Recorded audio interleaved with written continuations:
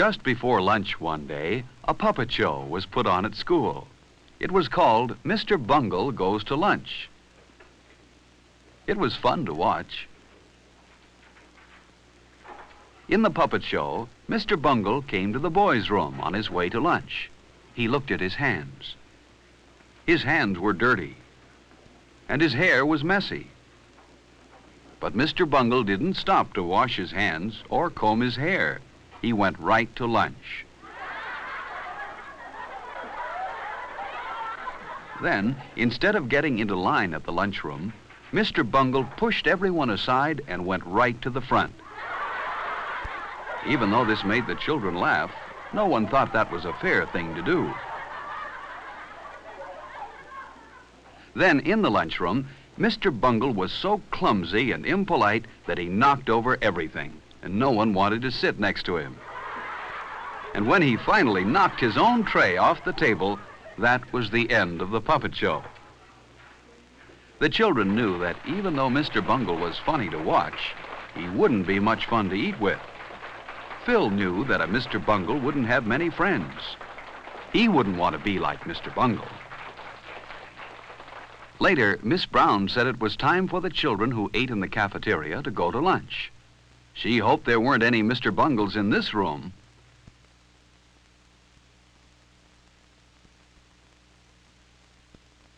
Phil stopped to return a book to Miss Brown while his friends went on to the lunchroom.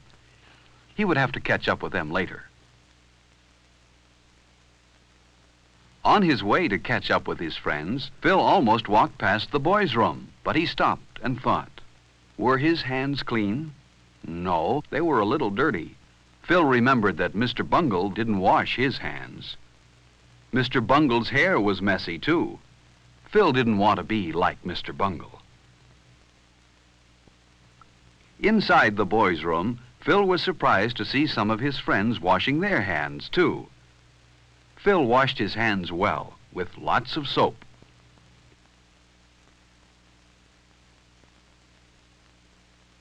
Then he rinsed the soap off. Phil dried his hands well, too. When he was finished, he threw the paper towel in the basket where it belonged. And then he made sure that his hair looked neat. Now, Phil and his friends were ready for lunch.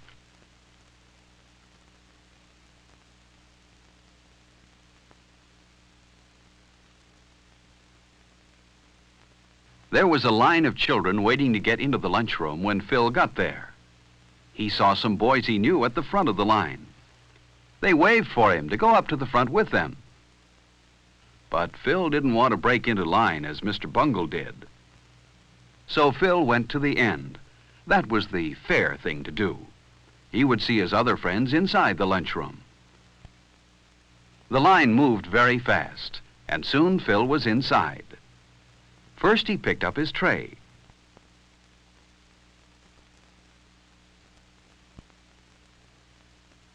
Then he got his silverware.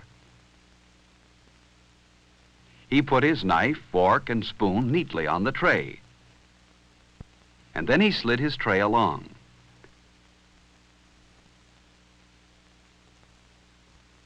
He always enjoyed looking at the good food in the cafeteria. It tasted good and was good for him, too. Instead of having a sandwich today, Phil decided to take the hot lunch. Phil took some bread and butter, too. And he knew what else he wanted, milk. But Alice took the last carton on the tray. Maybe there was more milk, so he said, "May I please have some milk?" Phil remembered to say, "May I?" and "please." That was very polite. Yes, there was more milk. Phil remembered to say, "Thank you," when he took the carton of milk. Phil had good manners. He didn't want to be like Mr. Bungle in the lunchroom. Phil didn't want to forget his dessert. The cake looked delicious. At the end of the line, the lunchroom supervisor said she had noticed how polite Phil was, and she smiled at him. She wouldn't smile at a Mr. Bungle. Phil went to the table where his friends were. He put his tray down carefully, pulled out his chair quietly, and sat down.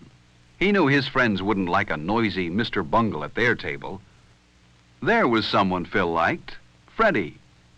He always brought his lunch from home. It looked good. Freddie had a sandwich, an apple, a cookie, and milk. Before Phil began to eat, he always put a napkin on his lap. So did Freddie. Everyone liked Freddie. He was very polite. For example, if he had food in his mouth when someone talked to him, he always took time to chew the food with his mouth closed and swallow before he answered. Phil noticed how straight and tall Freddie usually sat. Freddie kept his feet on the floor, too. Phil would rather be like Freddie than like Mr. Bungle. Another polite person everyone liked was Alice. For example, when Alice sneezed, she covered her mouth and nose. This protected her friends at the table from any germs. While Phil and his friends ate, a boy ran past their table. You shouldn't run in the lunchroom. Only Mr. Bungle would do that. Phil and his friends wouldn't like to have a Mr. Bungle at their table. Then lunchtime wouldn't be as much fun as it is.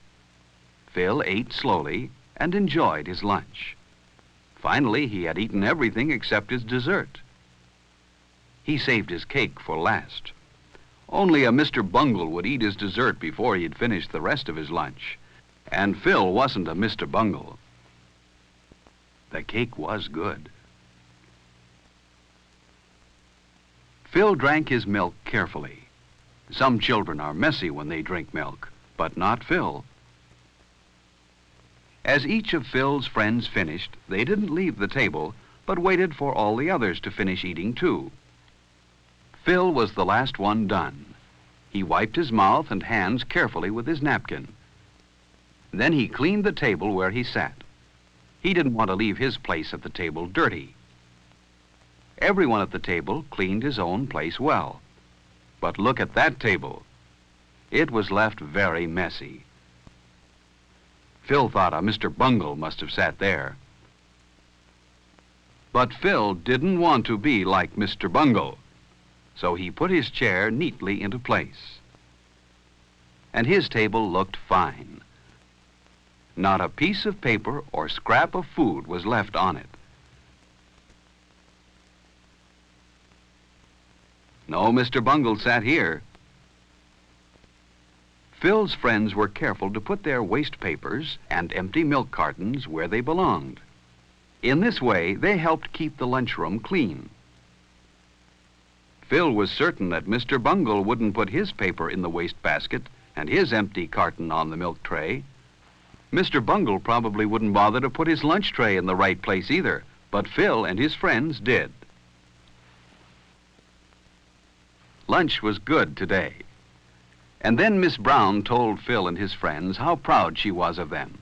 They had left their table the neatest in the lunchroom. No one here was a Mr. Bungle, and no one wanted to be. Are you like Mr. Bungle? Mr. Bungle is a shame because he spoils lunchtime. Don't be like Mr. Bungle. Have good lunchtime manners, and lunch will be more fun for everyone.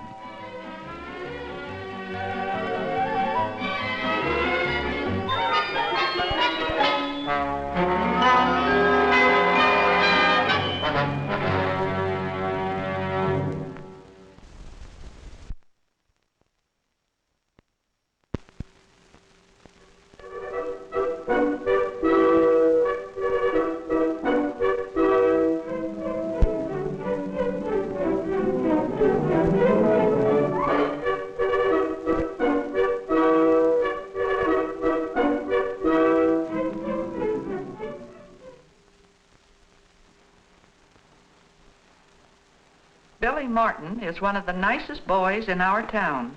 He's one of the cleanest boys, too. Billy always has been a nice boy.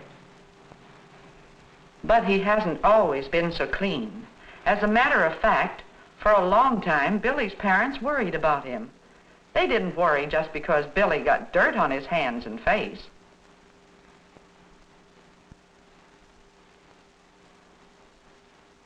They knew that a boy is bound to get dirty when he's playing cowboy and runs into a bandit down by the corral. Billy's parents did worry because he was so careless about washing when he should have washed. He had to be reminded almost every time, and even then he didn't do a very good job. The trouble was, Billy had the wrong idea about being clean. Wash, wash, wash. They just want me to be a sissy. But then, one night, Billy had a dream. At least, I guess it was a dream. I bet cowboys don't wash all the time. But you're wrong, Billy. It's not sissy to be clean. Who said that? Who's there? I did. One of your best friends. Let me introduce myself. Soapy's the name, partner. Why, you're a living cake of soap. Big as life, Billy. And I'm here to help you. I can help you, partner. But I don't quite understand. That's just the trouble. So many boys and girls don't understand what a good friend I can be. So I'd like to show you. May I? Why, yes, I do. Well then, just lie down and close your eyes. That's right. Now, what do you see? Why, I see a cowboy. He's washing up. That's right. There's nothing sissy about that cowboy, is there? He's a bronco buster. He rides wild horses.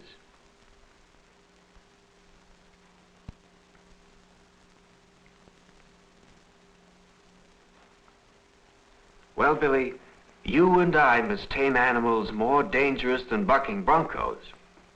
I help you control animals that could make you sick. Now, close your eyes again, and I'll show you. The animals I help you control are called disease germs. They are so tiny you can't see them, except with a microscope, like this man is using.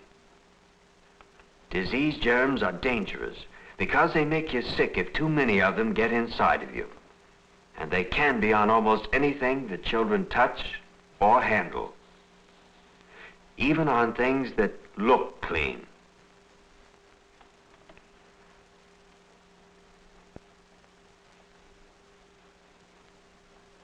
If you get disease germs on your hands, and then put your hands in your eyes, or in your mouth, those disease germs can get inside of you. But you and I can kill most of the germs on your hands, so they can't make you sick, if we work as partners. So be a germ fighter with me. Learn good hand habits.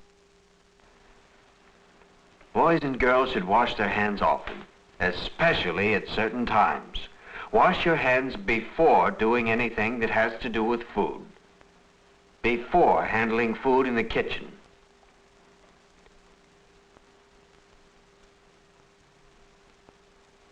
Before setting the table.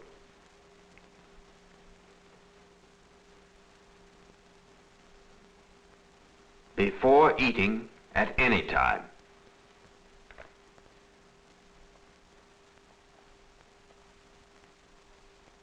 And always remember to wash your hands before brushing your teeth. Wash your hands after doing anything that gets them very dirty.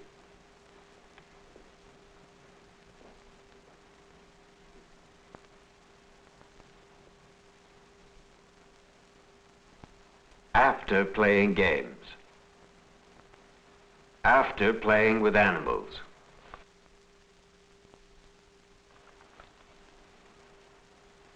And especially after going to the toilet.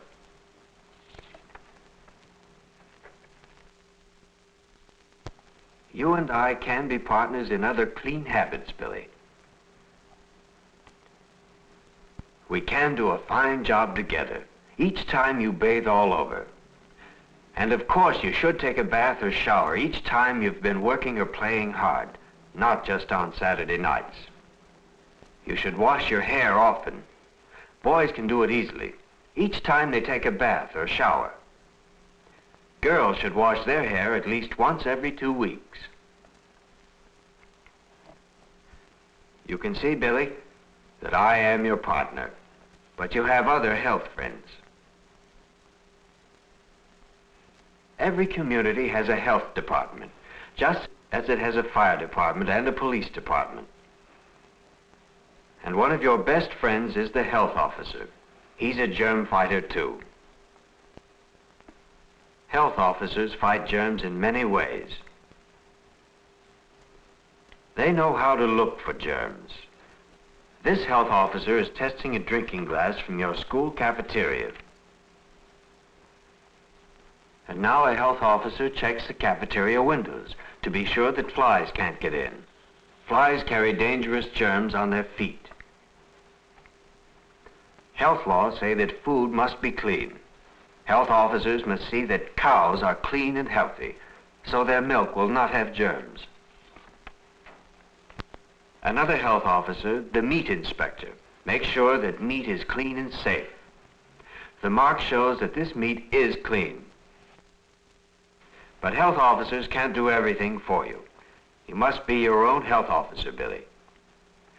Since germs can get inside of you through your mouth, be sure that food is clean before you eat it.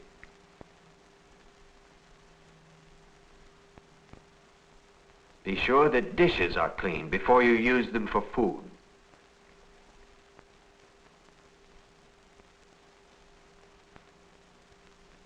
Never take a bite from someone else's food. That's right. Break off a piece to share your cookie. And keep food covered, safe from flies when you eat outside. Remember, flies carry dangerous germs on their feet.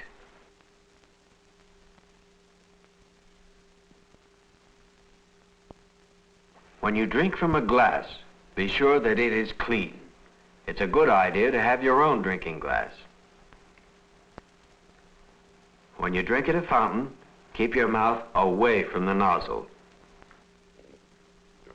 And there's one more important thing, Billy. Your clothes.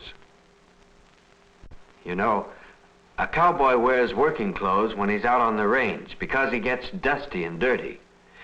But when he's ready to go into town, after I've helped him wash up, he puts on his clean clothes.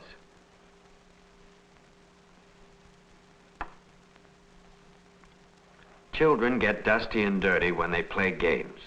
You should wear old clothes when you play. But when you're through playing, when you clean up for dinner, you should change to clean clothes. You see, Billy, being clean in every way is an important part of being healthy. And being healthy is an important part of being happy.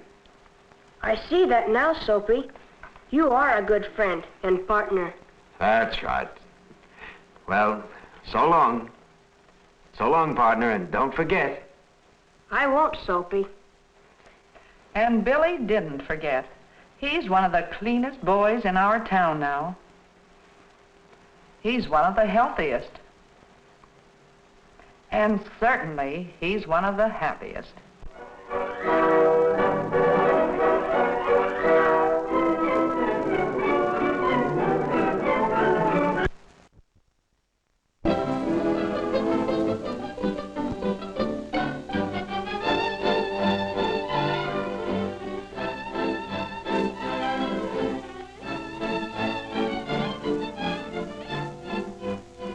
And how he learned all about the things his mother and father do for him.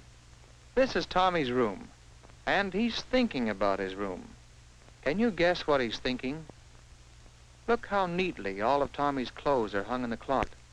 Yes, that's what Tommy's thinking about, how neat and straight his whole room is. Tommy's thinking hard, because he hasn't done a thing to his room since he left for school this morning. And when he left, the room didn't look like this at all, with toys on the shelves, bed neatly made, Clothes put away? No, this morning it looked like this. Clothes scattered about, bed not made, toys on the floor. Yes, when Tommy went to school this morning, he left his room a mess. But now, everything is neat and straight. Now, how do you suppose that happens? And that's not all. Yesterday, Tommy tore the sleeve of his favorite cowboy shirt, and now it's mended as good as new. And this jacket had a button off. Now there's a new button. And you know, things of that sort don't happen just in Tommy's room. They happen all over the house. After breakfast this morning, the kitchen looked like this. Then, do you know what happened while Tommy was in school? Yes, the table was cleared, the dishes were washed and put away, and the whole kitchen was cleaned up. The same thing happens with the dirty clothes. They get washed and ironed and put away just like magic. And the groceries that come from the stores. Well, see that chicken? Here's the way it looks when Tommy sits down to supper. Things certainly do happen while Tommy's in school. Now what does Tommy see? Where's he going? Oh, here's Tommy's father, home from work. And here comes Mother to say hello. Tommy likes to be with his parents. And this evening is a little special, for it's the day for Tommy to receive his allowance. Every week, Father comes home with money for Tommy and for Mother. Money Father earns by going out and working for his family. After supper, the kitchen looks very much as it did after breakfast. Do you know who will clean it up? Tommy knows that when he gets up tomorrow morning, everything will be done. So, good night, Father. Good night, Mother. Good night.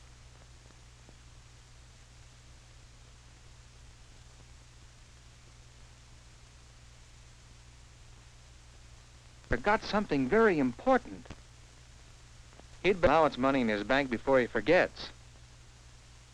But say, that's not very much money. And there are shows to go to. And that superatomic airplane to send for.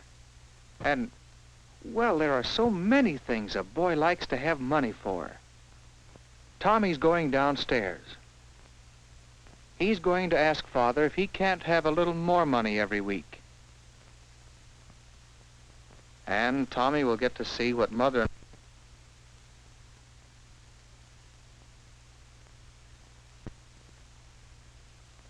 Oh, they're doing those dirty dishes. And Mother is telling Father all about the things she did while he was at work. Just what did Mother do today? The first thing she did this morning was to fix up the kitchen. She cleared the table and washed the dishes and put the food away and made everything spick and span. Then she went up to Tommy's room to straighten it. There were train tracks and other toys to be picked up and put away. There was the bed to be made. There were clothes to be hung up, and some would need washing or mending. After that, Mother started on the ironing. Doing the family washing and ironing is a pretty hard job, but Mother does it regularly every week. And the cooking. Mother has to find time for good, nourishing meals for the whole family every day. She knows Tommy's appetite is getting bigger and bigger. Later, she did the mending. Well, there's Tommy's cowboy shirt and his jacket. Tommy could be more careful with his clothes. Those are just some of the things that Mother has to do. No wonder she's often tired at the end of the day. It seems Mother never stops working for the family. And what about Father? What does he do all day? Well, he had a particularly hard job today. one would do. But he did it anyway, because that's the way Father earns money, by doing the job. You see, it is the time he gives, the work he does, that he gets money for. And this is the money the family has to pay for their home and food, and give Tommy his allowance, too. In a way, the money is Father's work. At home, before supper, Father worked on the family budget. It isn't easy to figure out how best to spend the money, because there are always so many bills to pay, and so many things the family wants to buy. After supper, Father repaired a broken chair. Fixing things instead of buying new ones is a good way to save money. Yes, sir, Father and Mother do a good job of working together, like a team. They do so many things for the whole family. And that's something Tommy hadn't thought about before. A team. That's what a family is. A family is a team that works together. And Tommy would like to be on that team. He thinks it's something like a football team. Yes, Tommy likes to play on a team. And he knows that to have a good game, you must all work together. And every member of the team must do his share. Now Tommy wants to do his share for the family team. One thing, he can save his money, not ask Father for more, and so help the family buy more things they all want. And starting right now, he can help Mother by putting things away. Yes, from now on, things are going to be different with Tommy. After a week or so of trying, Tommy was really working on the team. When a piece of train track was broken, Tommy fixed it himself. So Father didn't have to fix it, or spend money buying new track. Don't you think that's a good way to help your father, and show him how much you appreciate all he does for you? And see how neat Tommy's room is. Tommy's gotten in the habit of picking things up and putting them away, and it makes him proud when Mother doesn't have to do any work in his room. Isn't that a good way to help your mother and show her how much you appreciate all she does for you? And Tommy has thought of other things he can do for his parents. It's really more fun than work when you know you're helping your mother and father. Wouldn't you like to do things for parents the way Tommy does? Then help to keep your room clean and neat. Keep your clothes on hangers. Try not to tear them or get them too dirty. Put things where they belong. Don't leave them on the floor when you're not using them. Help save money. Remember, someone has to work to earn it. Help your parents around the house. There are many jobs you can do that will make things easier for Father and Mother. Try to think up new ways you can help your family, and ask your Mother and Father about them. They'll be glad that you want to do something that proves how much you love them and appreciate all the things they do for you. Your parents will appreciate your help, just as Tommy's father and mother do. And what's more, because Tommy has helped to save money, Mother and Father agree that he has earned a share of the money saved, a bigger allowance. That's mighty good. But what's better, Tommy knows he's a real member of his family team.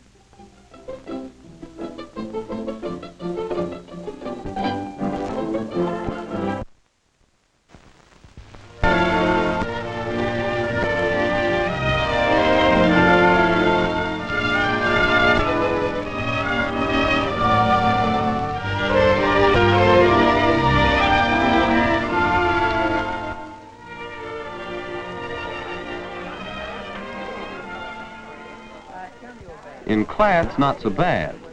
But when school's out and the others go off to enjoy themselves, well, if you're what they call a shy guy, that's when you really feel it. The awful lonely people like you, and you find yourself holding a grudge against them. You're standing on the outside looking in. You might have something to contribute to their conversation, but nobody cares whether you do or not. There's a barrier, and you don't know how to begin breaking it down. You imagine they keep watching the way you look, the way you act. They think you're different. So you head for home. What else? But still you can't forget that you're alone, an outsider. Hello, Phil. How's everything? Oh, okay, I guess, Dad. And how's your record transmitter and microphone coming? Oh, all right, I guess. I know it isn't either. I can't figure out where to connect in the oscillator. I know I have to connect it into the amplifier, but where? It just doesn't fit in. Why not call the store and get more information? And by the way, how are things going in school? Oh, okay, Dad. But school here isn't like it was back in Morristown. Well, you know, son, maybe school is like your radio. This oscillator will do its work well. But as you said, you still have to fit it in so it can work with all the other parts. I know what you're driving at, Dad, but I don't think I ever will fit in, not here. I'm different from the guys in this town. Well, as far as that goes, Phil, everybody's different. That's what makes people interesting. Maybe. You know, when we moved here this summer, I had quite a time making friends in a new office where everybody else knew each other. What'd you do, Dad? Well, that's beside the point, son. What works for one doesn't necessarily work for another. But I bet the other men didn't look at your clothes all the time. Well, what makes you think they look at your clothes?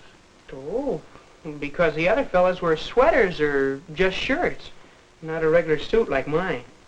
Well, wear a sweater then. The clothes alone won't... Phil, what about the other fellows? What do they do? What do they like? Gosh, Dad, I don't know. I never noticed. Only I know it's not radios. Perhaps that's the reason you don't know. You don't notice what the others are interested in. Why not try to find out? How, Dad? Well, you might try watching, listening. Pick out the most popular boys and girls in school and keep an eye on them. Try to figure out why people like them. Not that you'll ever be just like any of them, but you might learn something. Well, see you at dinner.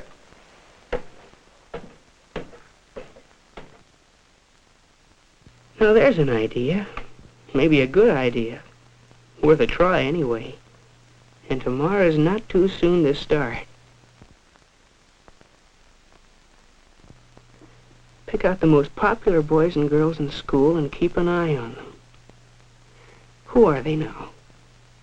Some of them are right here in this class. Andy McIntyre, for instance. People like him, all right. Chick Gallagher rates high in popularity, too. There's Jane Davenport. She's popular with boys and girls. And Jack Gilbert.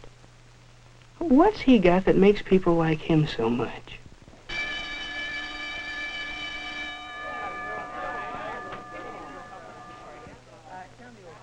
Andy's got something to say, and Jack's listening. He really seems interested. Come to think of it, Jack's always interested in what people are talking about. Maybe that's why he hits it off so well with everybody. Anyhow, Andy thinks he's a great guy. No, that's too easy, just listening. But what's this? Sounds like Jane's caught on to the same thing. She's listening. Hearing about Helen's collection of menus and liking it. That makes her kingpin with Helen. Maybe there is something in this business of being a good listener. But still, there must be more to getting along with people than just wearing a sweater and listening.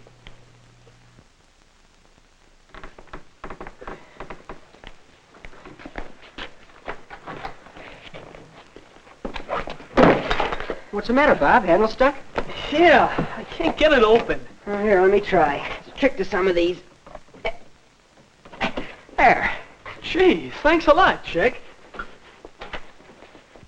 Now, why didn't you think of that? Chick's always doing things for people. And it pays off in friends. Boy, that sure is one tough history assignment we have for Friday. Wish I could find some good outside reading material. I found a swell book that covers everything Miss Carson wants us to know. It's called The Last Days of Monarchism by Henry Darrow. You can get it at the library. I'm sure glad you told me about it. I'll get it this afternoon. Thanks a lot, Bob. It's okay, Chick. You dope. You knew about that book. You could have been the guy that helped a guy. Well, get going. Gotta stop by the drugstore. There it is again. Even when you bump into people, they hardly know you're alive.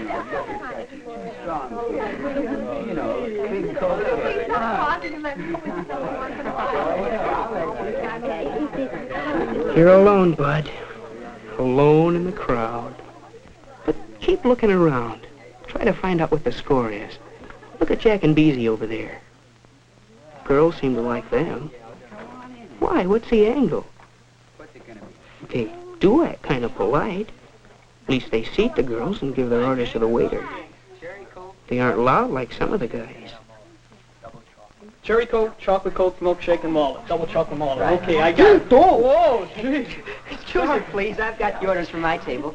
Just helping out during rush hour, Bob. Gee, thanks a lot, Chick. That's swelling. Okay, Bob.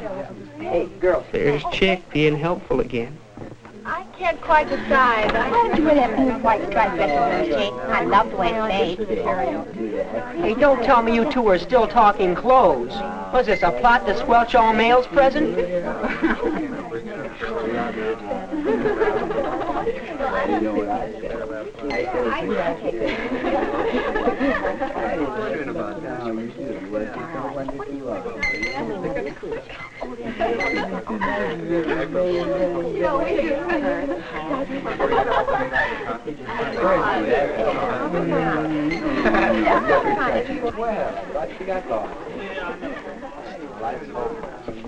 Over, Phil, sit down. Make yourself at home. Chick, how are you? Pretty good. Come on, sit down. Hello, honey. Okay. We men need some support to run down this girlish chatter. Hey, you want them all, don't you? Yo, Bob. The topic under discussion is the mixer next Friday night at school. You're going, aren't you? I don't know, Chick. I haven't got a date yet. Well, grab yourself a girl and come along. It's not going to be a real party. Just the class getting together for some fun. I'd like to, Chick. Yeah, I sure would. Oh.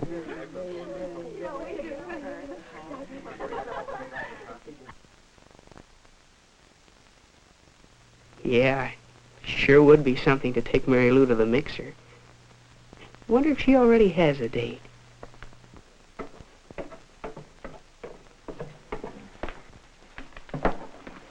Well, how's the oscillator coming along? Hi, Dad.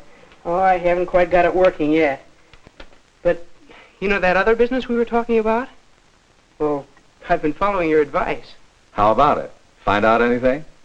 Yeah, Dad, I think I did. It looks like people who get along best with other people are, well, the people who think about the other guy. They make a point of listening to what others have to say and watching for ways to do things for them, being polite toward them. Do you suppose it's sort of a case of thinking so much about other people that you don't have much time to worry about yourself? Well, perhaps that's right. Maybe the best way to find out is to try it next chance you get. You know, Dad, there's a mixer Friday night. I wasn't going to go, but in the drugstore the other day, Chick said I ought to come. Good idea, Phil. Well, Dad, there is a girl I'd like to take, Mary Lou Wright. But I'm not sure she'd go with me. Never even talked to her. I'd probably fall all over myself. Besides, she's popular. She's probably got a date by now. Well, it is pretty late to ask a girl. Why don't you just go stag? You needn't worry about doing anything wrong, Phil. You act all right. Just do and say whatever seems most natural. Well, Dad, maybe it will be easier after I've had a chance to talk to her at the mixer. You know what? I kind of think this is going to fit in after all.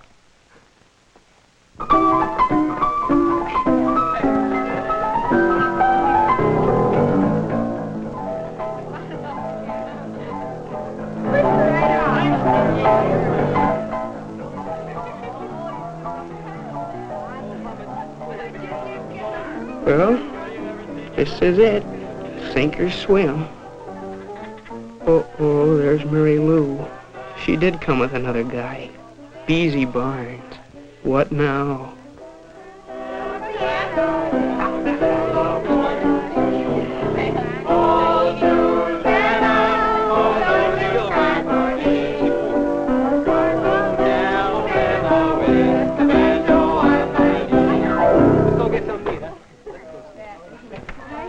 They're breaking up the piano gang. Look at Beezy, listening first to one boy, then another. It's funny the way people flock around a good listener. But what's this? They're talking about radios. It's right down your alley. They're asking Beezy about penny stock. You know the answer to that one. You could tell him. But she just to butt in.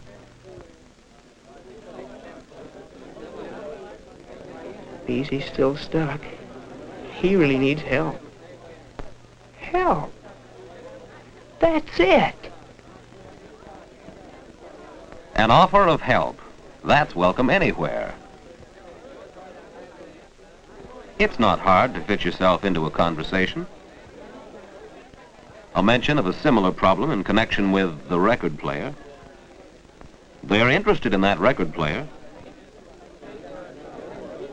They are interested in that shy guy. They know he's alive now. And, strangely enough, he's just discovered that they're alive. Of course they'd like to see the record player. Of course they'll come over. Tomorrow afternoon. I just have to do a little more soldering and connect the oscillator into the amplifier and everything will fit in. Oh, Phil, could you have it ready by next week and bring it over to my house? I guess so. Some of the gang's coming over Thursday night, and we could have a lot of fun with it. You will come, won't you? Well, one shy guy is on his way. Not that his worries are over. He'll still have his moments of doubt, of hesitation, of fear that he might do something wrong. But he can face these problems now because he knows that he's not really different. And while he's discovered only a few of many ways to overcome shyness, he's discovered that it can be done. And that's the main thing, isn't it?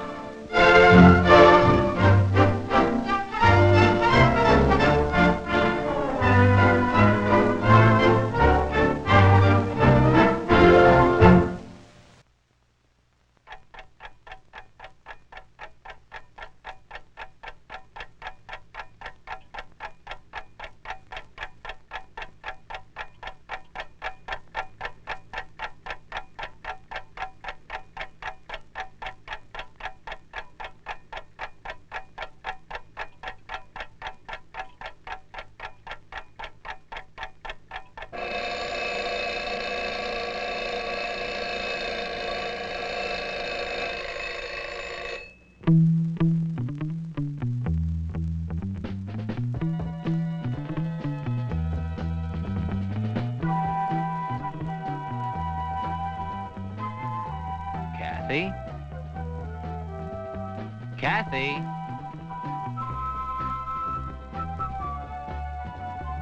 Hi. Is it okay if we ask you a few questions?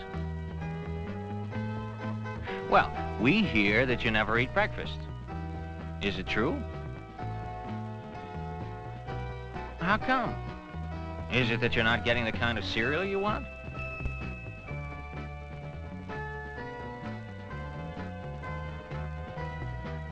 No? Maybe you're missing some of the fruit you'd like.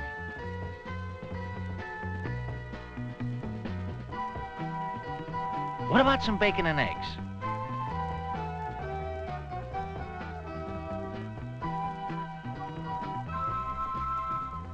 What about some... No, huh? Oh, I know. I bet you're getting tired of the usual breakfast fare. You want something different.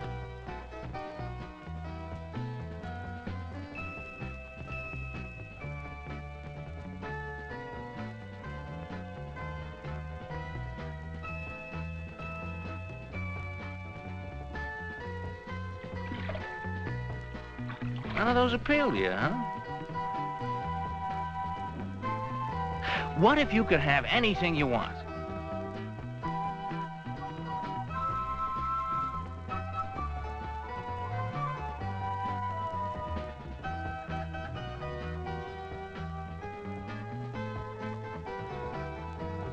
You're making me sick. Okay, okay. So it's not the kind of food. Maybe you have some family problem. That's it, isn't it? You have a mother who... Kathy, you know how much time it takes me to make breakfast. I get up early just to be sure you'll have the right food. My mother's not home right now. She's gone to work already. Okay. Some other problem. Your brothers and sisters, they fight at the table. It makes you upset. I don't have any brothers or sisters. Well then, what is it? Could it be that you just don't have food? Your dad is gone and your mother works to make ends meet and all you have in the kitchen are a few crusts of bread.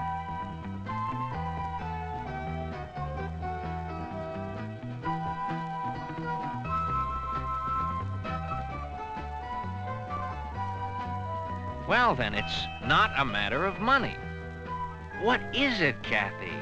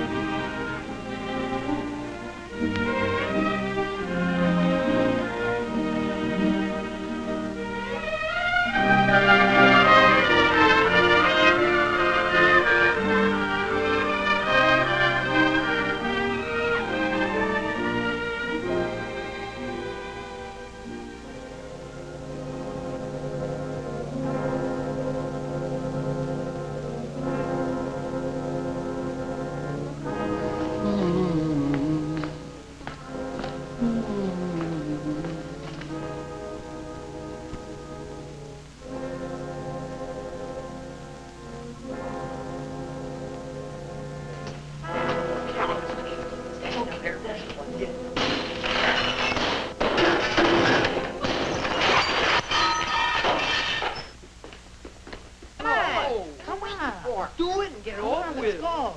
Get your window. Come on. Let's go. Get your window out. Hey, what do you think you're doing?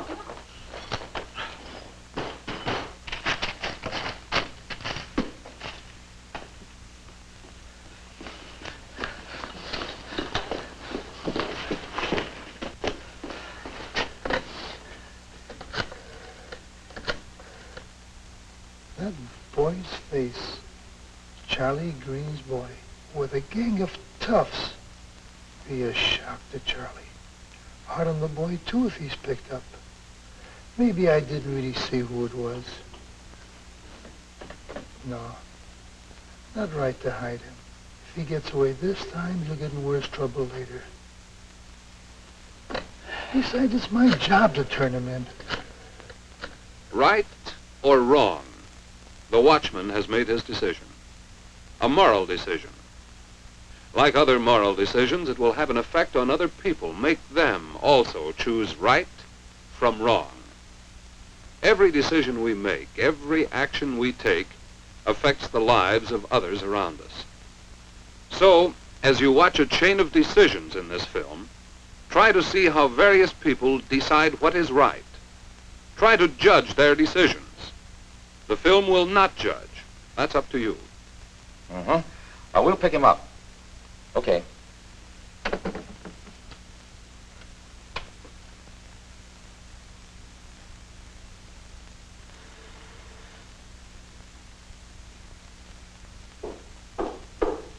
What is it? Oh, Harry Green lives here. Harry in trouble? Is he in? What's he done? He hasn't done anything wrong. Not really wrong. He couldn't. Say he isn't here. Cover up. But if the police want him, if he's done something, Well, lady. can't help him by hiding him. He's here. Come in. Look, Mr. Gassner, the boy your watchman saw at your warehouse has no record. He's scared silly. Suppose we arrange for the boy to replace the windows. Officer, it's 1 o'clock in the morning. I didn't get out of bed and come down here because of the few dollars the windows would cost. That isn't important. What is important is the vandalism in this neighborhood. Warehouses, homes, cars, stores. And through this boy, we have a chance to get at a whole gang and break it up. But the boy won't talk. He won't tell us who the others were. And besides, he says that he didn't throw anything. But he's our only chance to get at this gang of vandals. Hold him anyway. I'll sign a complaint if necessary. Might help just to bring him to trial. All right. I'll talk to him some more. And then I'll get in touch with you. Good night, Mr. Gassner. Good night, Sergeant. Get him to talk. Get tough with him. Scare him. You can make him talk. No. Then he'd hate the cops. Turn against them. Make a regular gangster out of him. Come on in, Harry.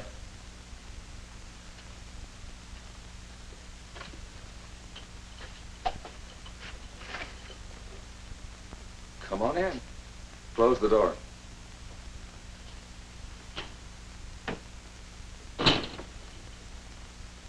You're in a spot, boy. I guess you know that. Don't you want to sit down? Serious charge against you. What charge? Vandalism. Willful and malicious destruction of property. You mean? Sit down, boy.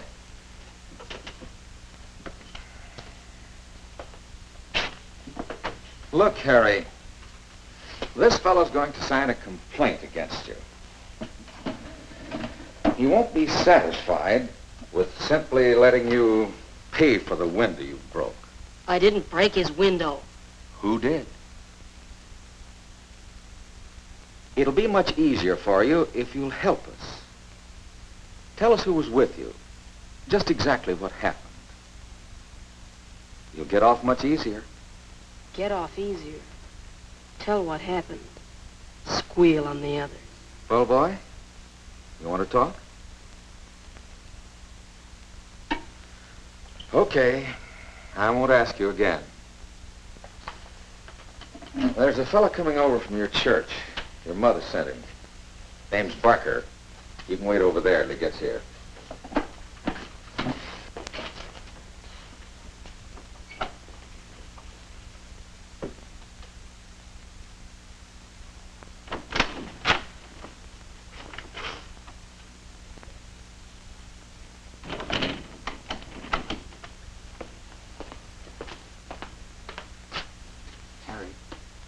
Harry, Mr. Barker.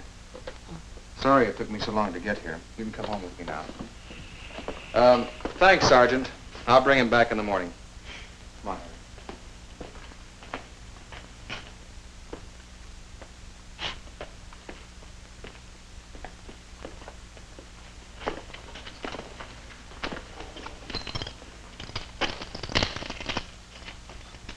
Well, Harry? I didn't break any windows. But someone did.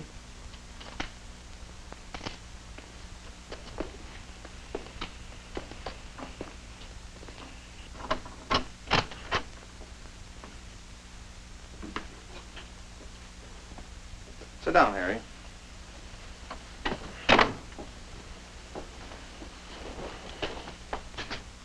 Want something to eat? You sure? Oh, Oh, I left a note for your father. When he gets home from work this morning, he'll probably stop by. Harry, I think I know you pretty well. I think you really didn't break any windows. But we'll have a hard time proving that in court, unless some of the others who were there speak up for you. Can't you see? I can't tell you who was there. It isn't right to squeal on your friends. You haven't got any right to ask me. You can sleep here tonight, Harry. I'll get a pillow and blanket. Aren't you going to ask me any more questions? Just one. Is it right to hide a lawbreaker from justice?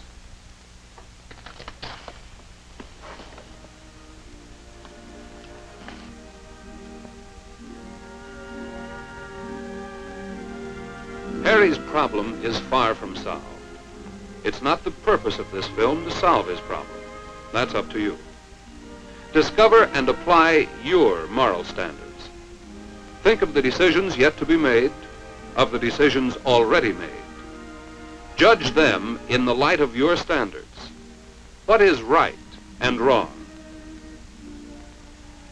Did you agree with Harry's decisions? Would you have done the same? What about the night watchman? How did he decide what was right? Would you have done what he did? What did Harry's mother do that revealed her sense of right and wrong? Did you agree with her? Would you have taken Mr. Kastner's stand? Would you, in Sergeant Kelly's place, have forced Harry to talk for his own good? Suppose you were in Mr. Barker's shoes. How would you have helped Harry? How would you have decided what was right? What if you had Harry's problem? How would you work it out? It's your story now. You decide what is right.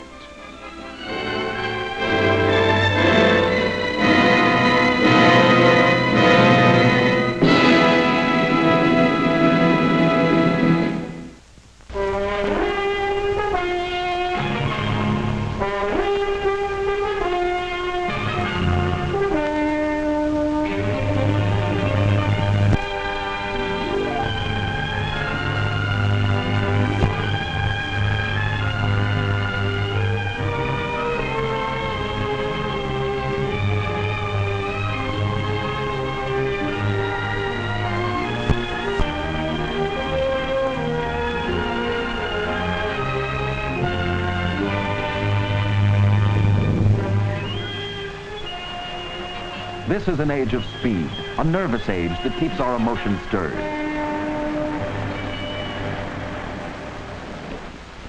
All of us, young or old, schooled or illiterate, are endowed by nature with the ability to live a life filled with many kinds of emotions. But whether we will show them in an uncontrolled outburst, whether we will act in some antisocial way, whether we swallow our upsets or deny them even to ourselves, we cannot do away with them. They are part of our personality.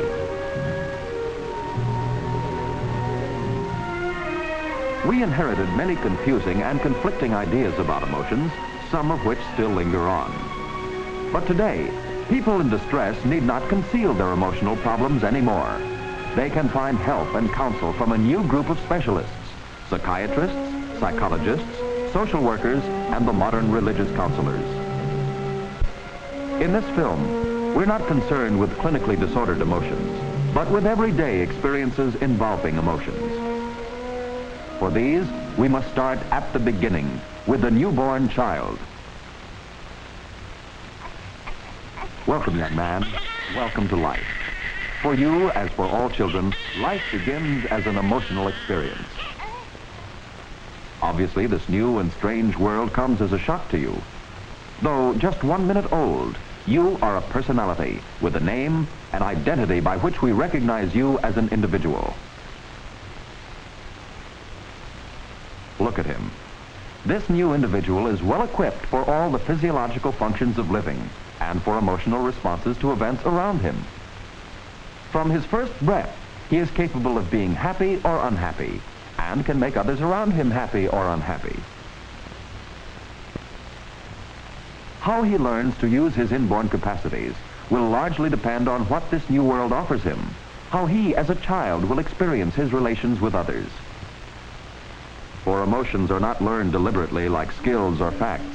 The baby will develop them through living with others, by responding to those who handle him, speak to him, comfort him, or provoke him, by reacting emotionally to those he sees and touches, to those whose songs he hears. And so as the child grows, he will learn many new things, some from books and teachers, but probably much more from trying, testing, accepting, and rejecting. In other words, from living with others. From the beginning, the child literally feels his way through life, loving, hating, worrying, trying to find a place for himself in this new world of grown-ups. From day to day, the basic emotional responses tie in with one new experience after another, with cue after cue, with the child's own responses to new situations and new cues. As an example, an infant experiences a strong emotional shock when the pediatrician gives him his first injection.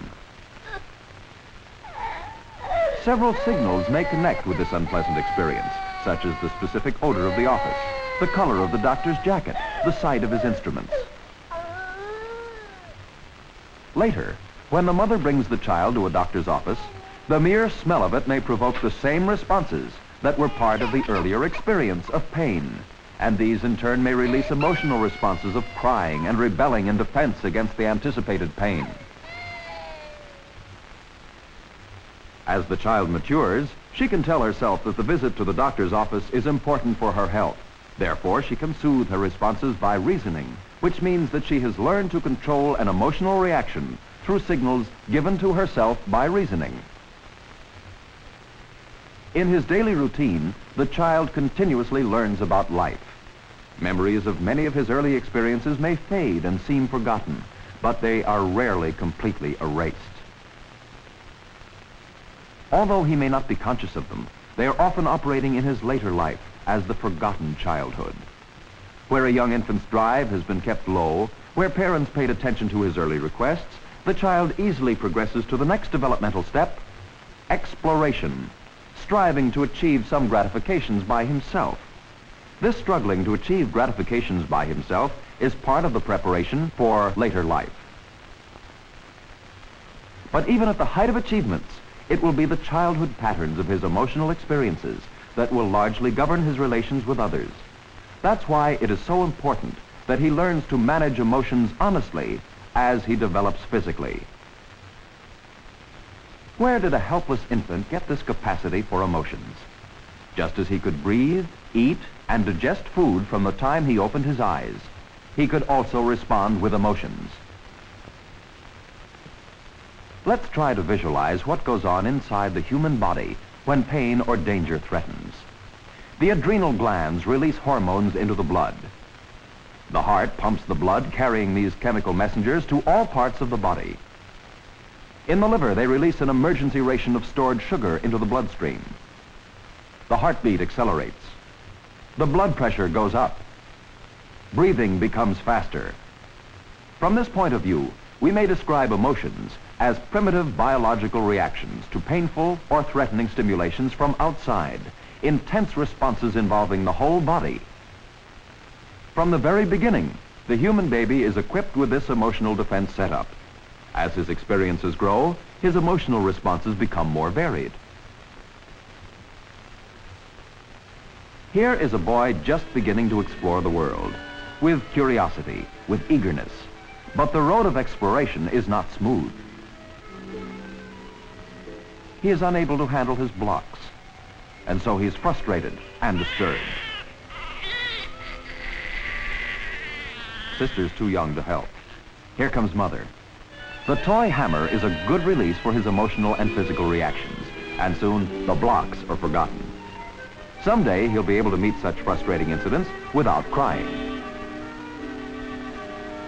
From day to day, his play experiences are increasing, not without occasional upsets.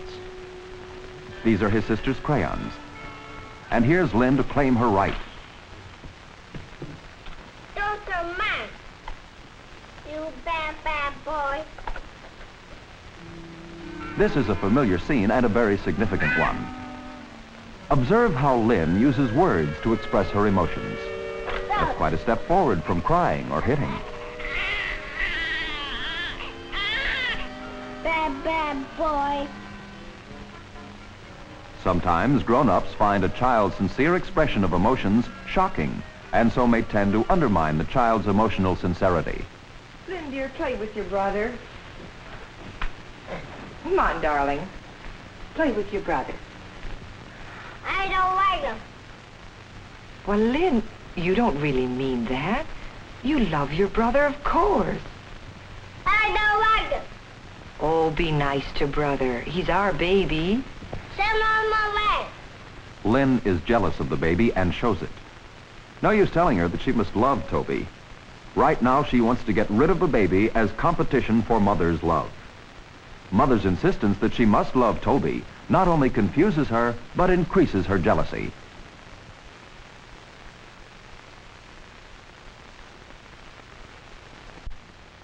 Another example. This one about learning and unlearning signals that cause emotional upsets. Patsy is scared of dogs, and so's her mother. Patsy's fear is strengthened by the examples of her mother's uneasiness. Whenever she comes out, there's a threatening animal on the street. Gradually, she withdraws from playing outside. One day, her father comes home from the office with a present. She's eager to see it. But out of the box comes a stuffed dog. No, she doesn't like dogs, not even stuffed dogs. It may take a long time for Patsy to become friendly to dogs. That is, to unlearn her fear of dogs. But not all so-called childish upsets are confined to little children. For instance, a youngster may fall back to bedwetting in protest against a new baby. Another may revert to thumb-sucking or nail-biting when facing an unpleasant or threatening situation, a new teacher, or stern parental demand. Adolescence is an especially sensitive age. Sometimes the fear of new responsibilities makes adolescents act in what we call a childish manner. These excursions to less mature behavior are often indications that some disappointment or pressure is weighing upon the youngsters. Recognizing this, parents, friends, and teachers can help them to overcome their troubles and return to a more mature level. We are getting increasingly aware that the emotional causes sometimes lead to physical discomforts, like in the case of this girl. Taking medicine alone may not cure her. Often a competent physician will decide to call upon a psychiatrist or psychologist to help him probe deeper into the emotional causes of certain ailments. Strong emotions tend to express themselves even when we try to hide or suppress them. When continuously suppressed, they may go underground and may interfere with bodily functions such as digestion or elimination, or they may disturb the heart and circulation, or give rise to recurrent headaches. Symptoms of such ailments are often called psychosomatic. Psychosomatic are such physical disturbances that have emotional causes. Up to now, we've been discussing mostly emotional upsets, but our satisfactions are emotions too. The natural love of parents for children is one of them. The affection of parents for each other. The stirrings of attraction between the young adults. All these and many more are high points of emotional satisfaction. The study of emotions is a complex subject. This film set out only to create an awareness of this problem by showing that we all are born capable of emotions, that we develop emotionally through living with others, that there is no golden rule or magic formula for emotional maturation, that emotions cannot be denied, only suppressed. If we recognize and accept our emotions, if we learn to channel them to useful purposes, they will become the raw materials for the building of healthy personalities, capable of feeling, and therefore of living rich and full lives as useful members of society.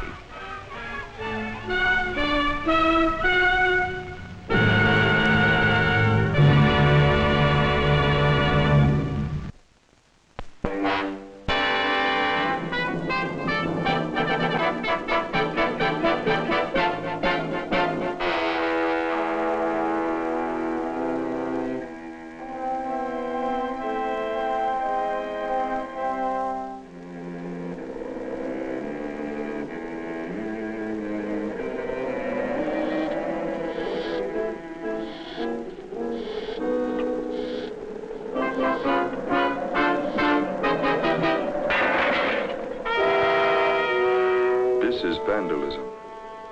In this case, perhaps not too serious. But wherever it happens, vandalism may be the symptom of a sickness, an outward expression of feelings which have become twisted and warped in an unfriendly world. These feelings may not show on the surface. Take Jeff Turner.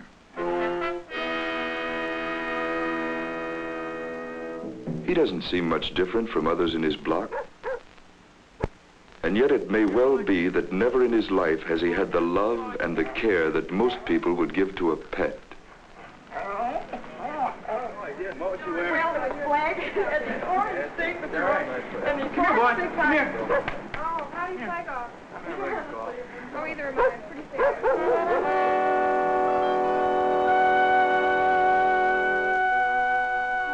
So Jeff has come to feel that the world is against him. A typical vandal? No.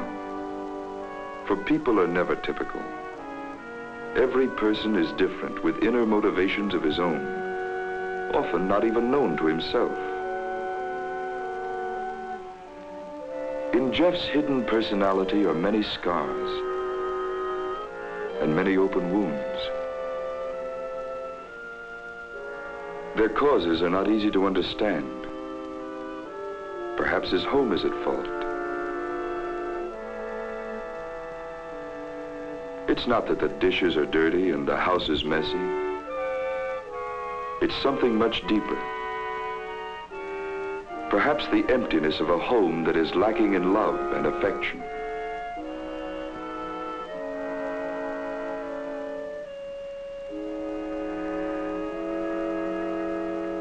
Whatever it may be, Jeff Turner has become an outsider. Made so by complex circumstances which he himself can't fully control or understand.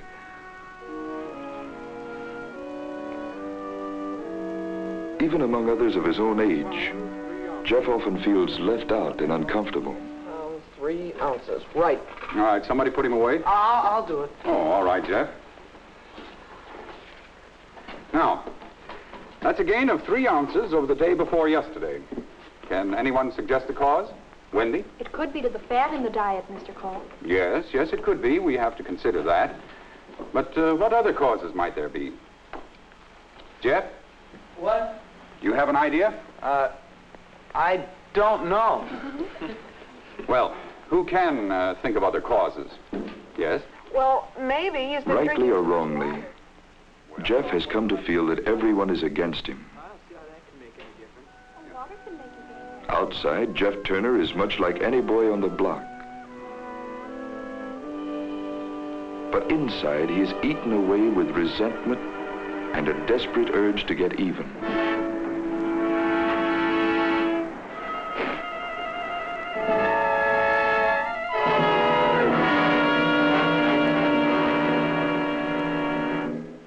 There are others at odds with the world, but for different reasons.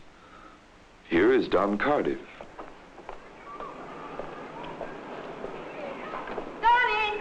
Button up your coat! His folks have prodded and nagged at Don until, without knowing it, he hates them and himself as well. Donnie! You forgot your scarf! Your scarf!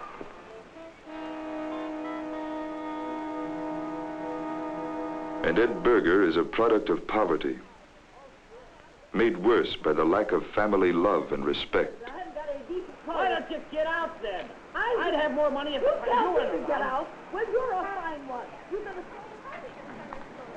Yeah, Mr. Casey's my teacher. Right? Oh, he's so funny. Always great. These are city boys, but theirs is not only a city problem. Nor are all who get involved in vandalism necessarily deeply disturbed. But wherever the natural warmth of human feeling has been turned to resentment by constant lack of affection and understanding, there is danger of vandalism.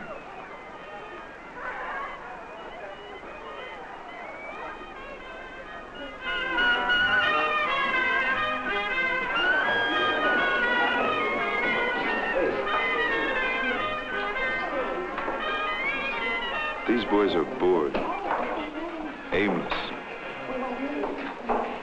Come on, what are you stalling for? What's the hurry? We ain't going anywhere. Let's be the jukebox a while. What for? For these other jerks to listen to? What's the matter, Don? You got too much money? I got $2. $2? Maybe we can do something. Let's go to a movie or something. What's playing? I don't know. What difference does it make? Let's do a movie.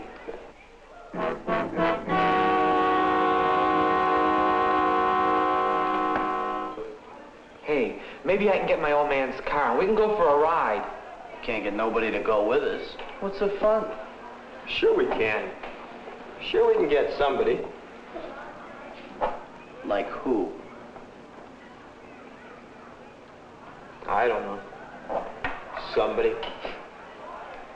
These are the seeds of vandalism, boredom and inner resentment, which lead to the destruction of property. This is more than a simple matter of keeping the hands busy. Many people are nervous and fidgety, but they seem to be able to control their actions so that they're not destructive. In these boys, feelings of resentment are too great to be controlled completely, even when they themselves are not fully aware of their feelings. Although they have no plans at the moment, these boys are headed for serious trouble before the evening is over.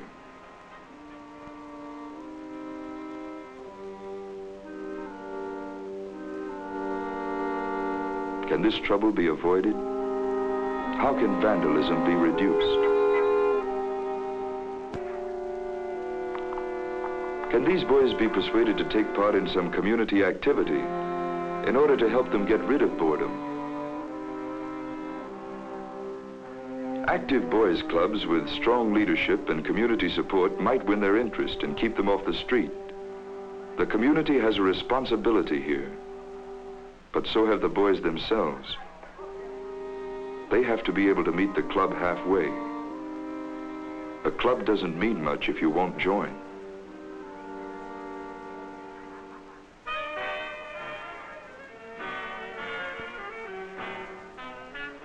Our schools, too, in their after-hours activities as well as in the classrooms, can do much in the fight against vandalism. The sympathetic interest of good teachers and counselors can do wonders in making the world seem less cold and hostile.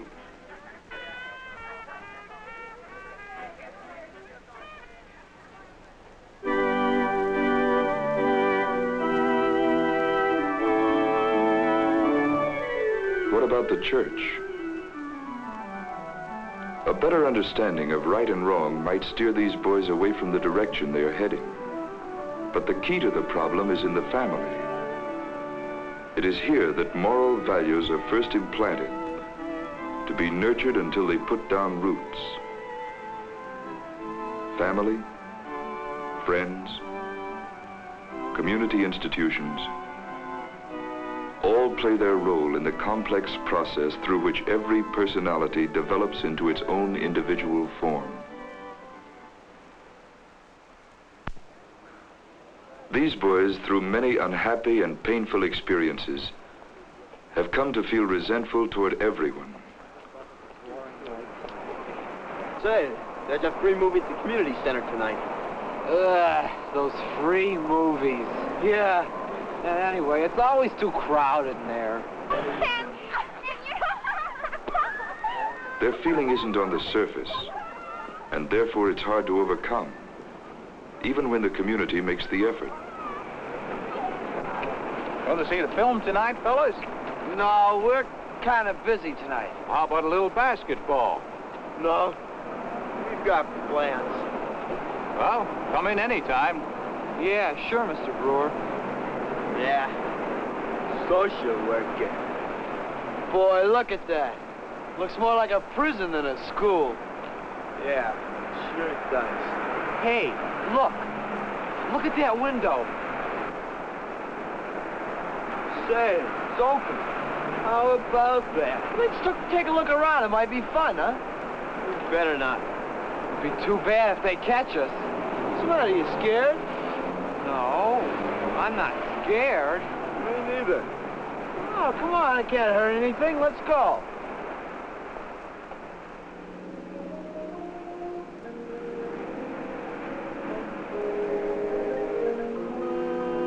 A guard walking by now might save these boys from doing things they'll be sorry for later.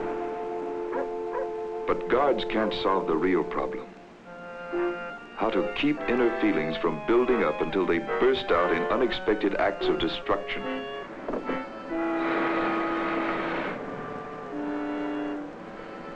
Even so small a thing as an unlocked window may trigger an act of vandalism.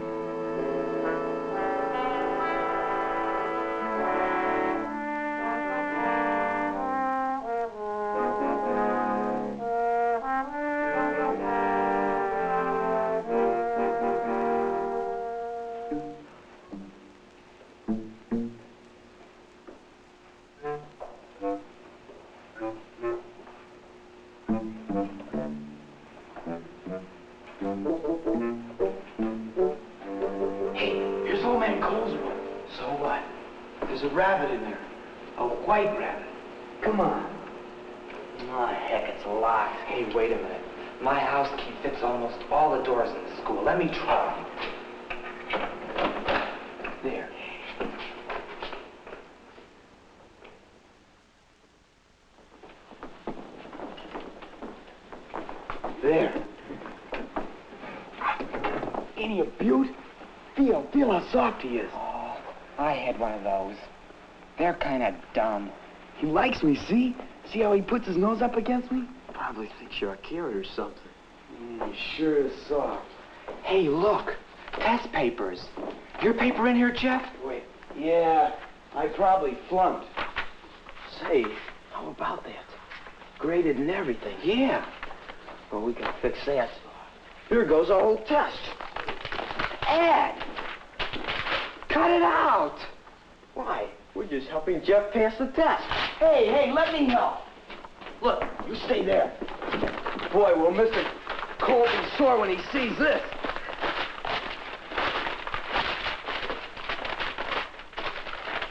You're up there. This is how vandalism usually starts. Hey, more fish. Not planned.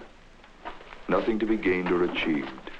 I know. Come on, let's get the test. Destruction has boiled up out of hidden resentments and strikes out blindly against everything in its path.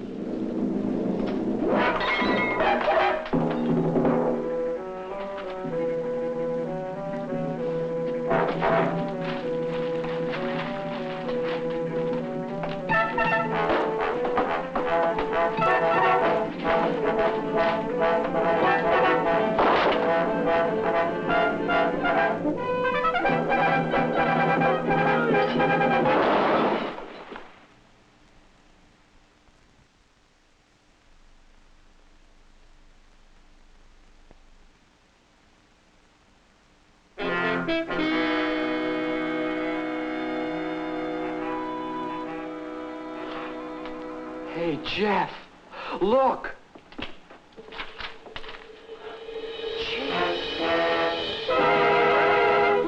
My rabbit's gone. We better get out of here. But my rabbit. Look out, Jeff. Look out for that fire. What's going on here? It's dead. It's dead. Dead.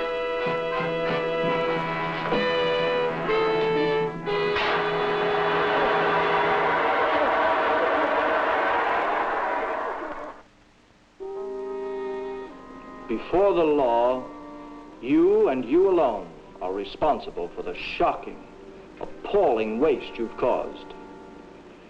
But we know today there's more to it than that. You parents must share the responsibility, for somewhere along the line you have failed your sons. You have failed to teach them moral values. And by denying them the love and security and the sense of belonging which is important to every living being, you have hurt them as surely as though you had denied them food. I know that there are other factors too. The school, the church, and the community all share in this important problem.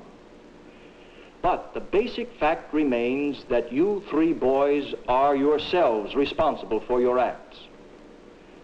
Perhaps our doctors, our social workers, and others on our staff can help you overcome the fear and hate which has brought you before this court.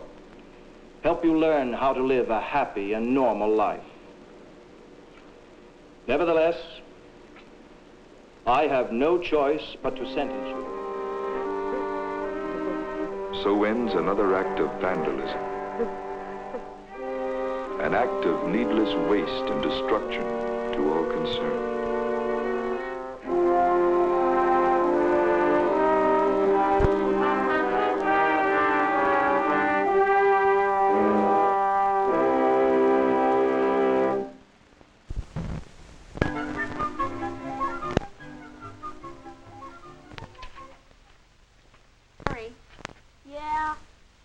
It's almost time, Larry. I just wanted to remind you it's your board. Oh, Miss Rand, we were gonna play ball at recess. Honest, you better get somebody else. Some girl. I'm class dismissed.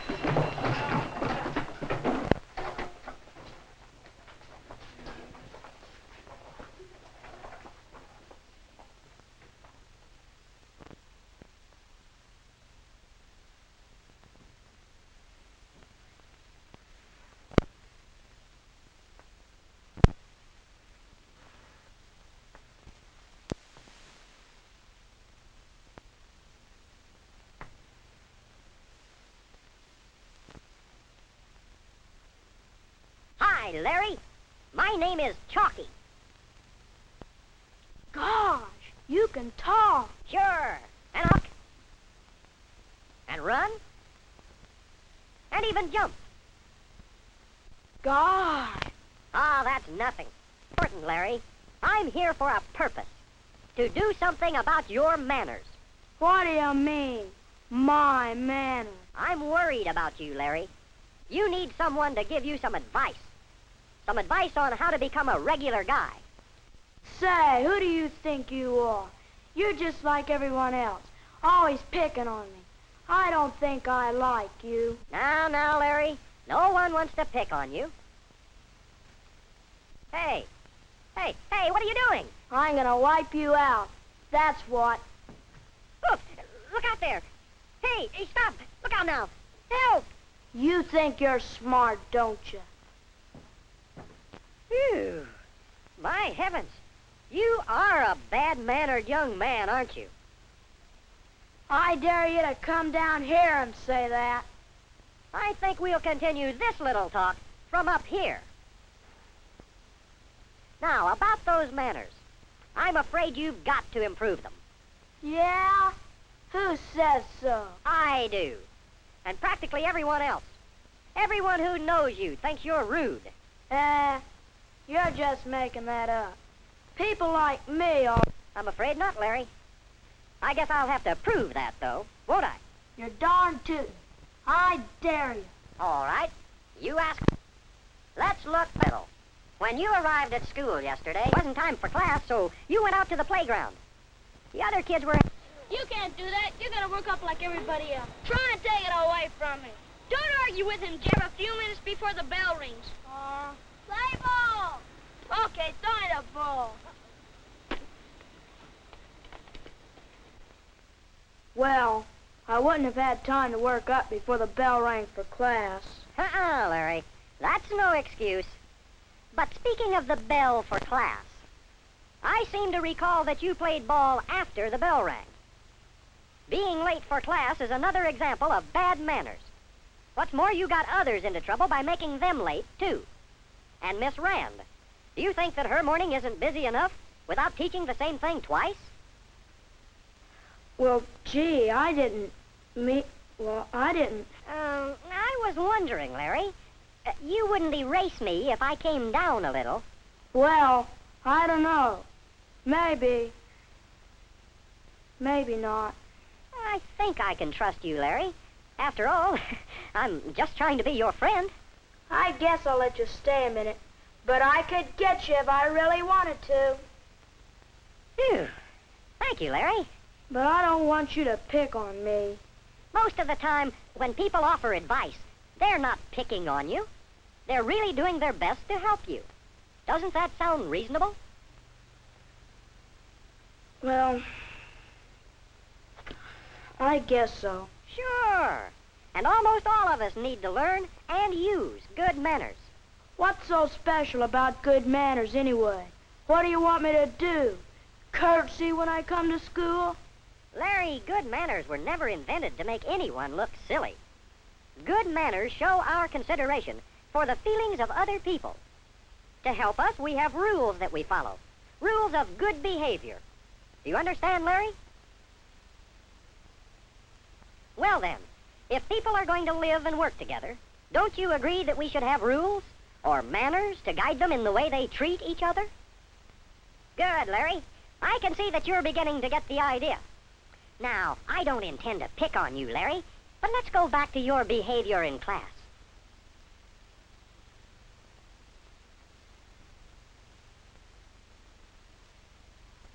It's always bad manners when you don't pay attention to your teacher. She's there to help you, and it's bad manners to distract your classmates. Look at it this way, Larry. If you had something to say, wouldn't you want the others to listen? All right, then. There's something to remember. Improve your manners by being a good listener. Now, another little thing that happened. Rude when you made fun of Alice's picture. Of course, you were just kidding. You were just showing off. But Alice didn't know that you were just kidding. Larry, it's always wrong to make fun of other people, even if it's just a gag. That goes for their work, their appearance, anything. It's bad manners to hurt other people's feelings. I'm sorry, Chalky. I didn't mean to hurt her feelings. Should I apologize? It's always good manners to say you're sorry when you've done something wrong. Oh, by the way, do you remember what happened just before recess? Larry. Larry Carson. Yeah? It's almost time for recess, Larry. I just wanted to remind you... It's extremely bad manners to show disrespect for your teacher by answering, yeah.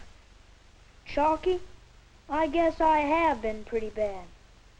Tell me what else I did. Larry, I think we can forget about what you've done.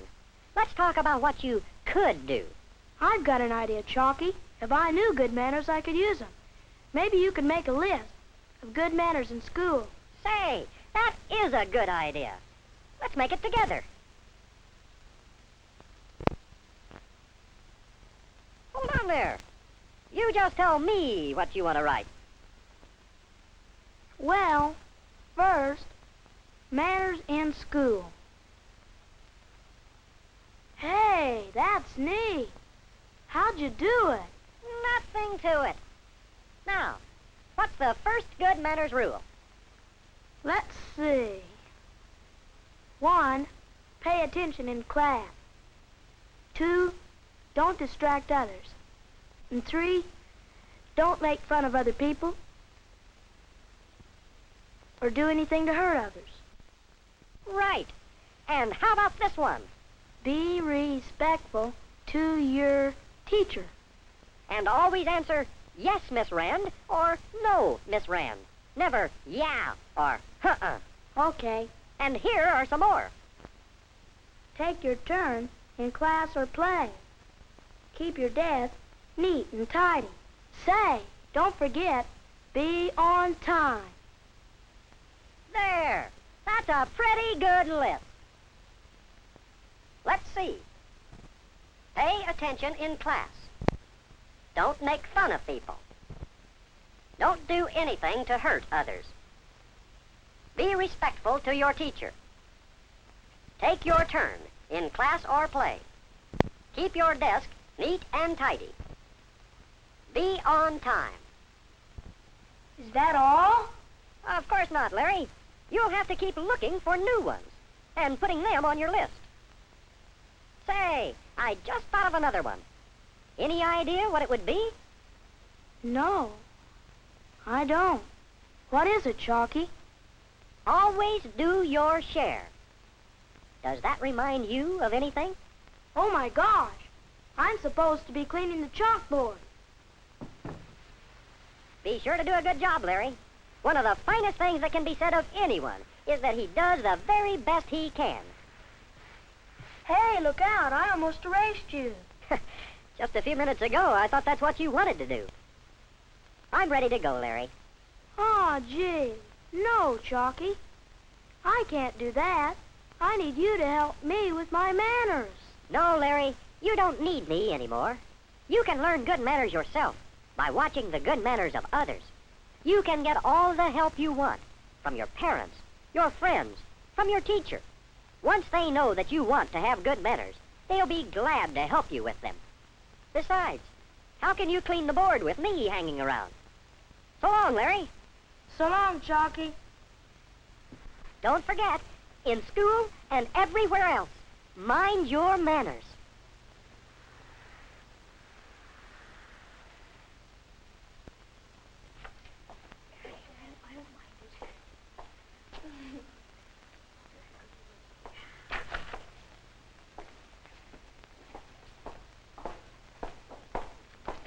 Larry, you've done an excellent job on the chalkboard. Thank you, Miss Rand. Well, you're welcome, Larry.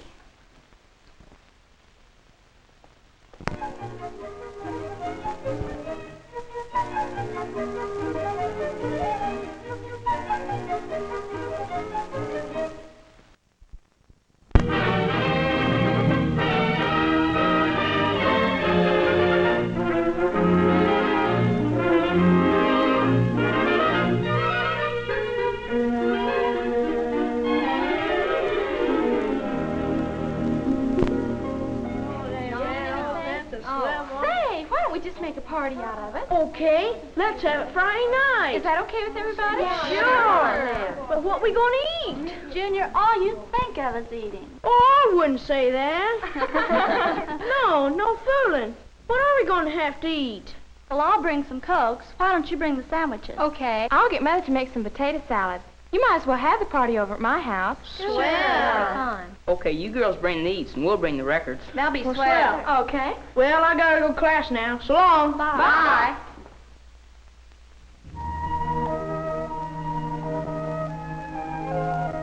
Susan Jane, what's the matter with you? Why is everyone else having such a good time when you're not? Why do they always leave you out? Do you look different? Is it some way you act? What makes you the outsider? The outsider, the one nobody asks.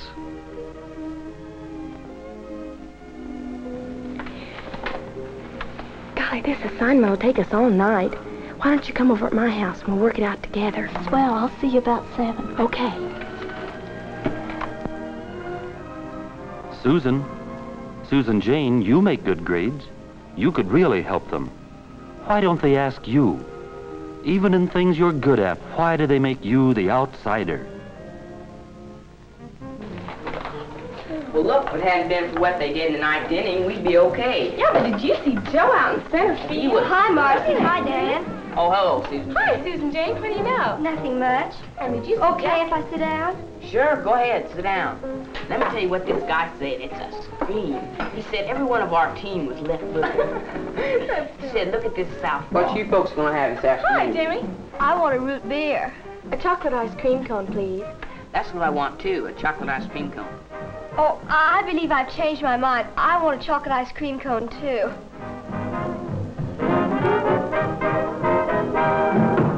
Why do the other kids do everything differently? They choose different things. They stick together on everything. Why are you always the one who's out of step? Is there something the matter with you? Yeah, I know. It's wrestling supposed to be on. Oh, is it? Good. Here you are. Oh, thank you. Well, what in the world's the matter with her? I don't know. Suppose we said something? We didn't say anything to her. Maybe that's the matter. She's a funny girl. I don't think she likes us. Say, what's the matter with us? Maybe more than you think. We might have tried to say something to her. Hi, everybody. Hi, how's Latin test? Hi. Too bad the second page is terrible. I'm afraid I flunked mine. Hand me through, Yeah, will just you? bad. Oh, I think I Hi. Hi, Junior. Figured out what you're gonna eat at the party tonight? Sure. Make mine a super duper special, will you, Jimmy? Just plenty of everything, that's all I want. Say, what's the matter, Marcy? Oh, nothing. I just don't understand that Susan Jane Smith. We were sitting here eating our ice cream cones, and all of a sudden she just jumps up and leaves. Who's Susan Jane Smith? Oh, you know, that quiet girl in our homeroom. The one who sits in front of Freddie. Oh, that one, Mousy. I think she's stuck up. She won't even speak to me, and I sit right behind her. I don't think she's stuck up. I think she's probably just scared of you. Scared of him? Scared of me? What for? I don't know anybody that's scared of me. Well, just the same, I'll bet that's the trouble. I'll bet she'd be a lot of fun. Oh, if you just... forget her. Let's all go over to Lewis's and look at television. Yeah, let's. Say, how about my super duper special? Hey, fellas, wait for me.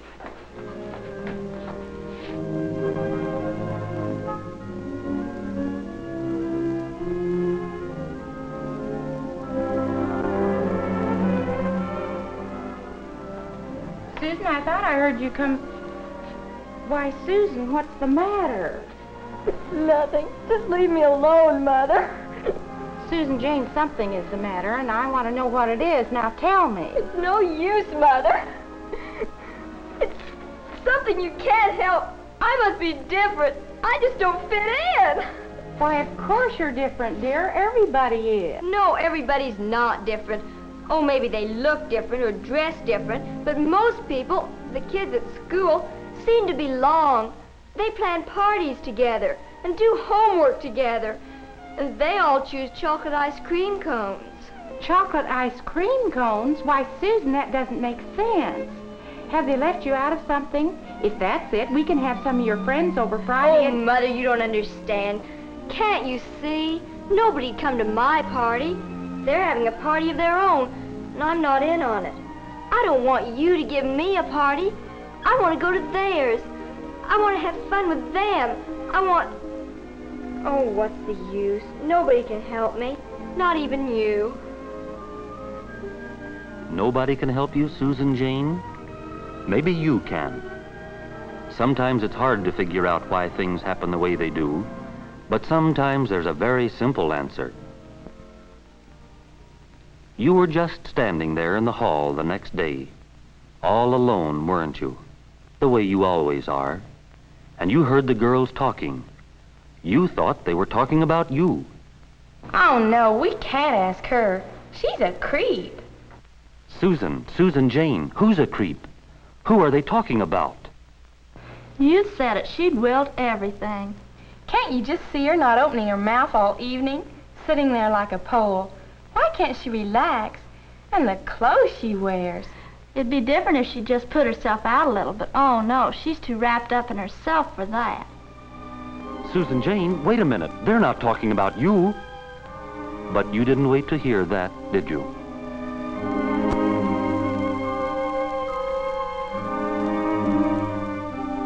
We just can't ask Miss Simpkins to be the chaperone at our party. We've got to get someone else. All right, we'll ask Miss Hatfield. Sure, she'd be fun. Say, Lois, why don't we ask Susan Jane Smith to come, too? Why? Oh, I don't know. It's just that something happened down at the drugstore. I think I told you about it. Maybe she feels the way I did once. Maybe we ought to be a little nicer to her. Suit yourself. The party's at your house.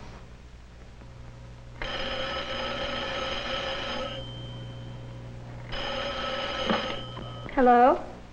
Yes, this is Susan Jane. Marcy? Marcy Clark? Yes. Say, Susan, we're talking about having a party over here at my house Friday night. Not a real big one, just a bunch of us. Everybody's bringing something to eat. Why don't you come over? You could bring a cake. Nobody's bringing that yet. But I thought you... Oh, no, I just couldn't. Hello, Susan Jane? Hello? Hello? Susan Jane? Susan Jane, what is it? I can't go. I just can't do it. They called me a creep. They said I'd willed everything. They said all kinds of mean things about me. And now they're inviting me to their party just so they can make fun of me.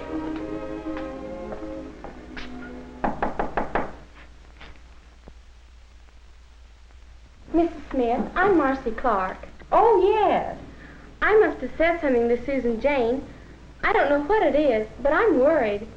Marcy, Susan Jane has the idea that you kids were talking about her.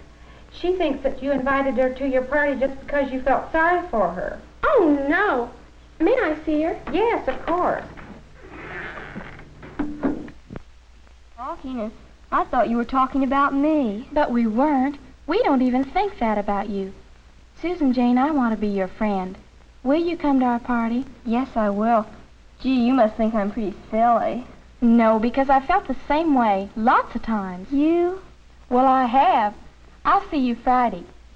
And don't forget to bring the cake. Gee, to think I could be so wrong about Marcy and Lois. And if I was wrong about them, I might be wrong about a lot of other things, too. Sure, I'm different from Marcy and the rest of the kids, but then they're different from each other, too. They make friends easily. Guess I'll have to work hard at it. And I'm going to start working on it right now.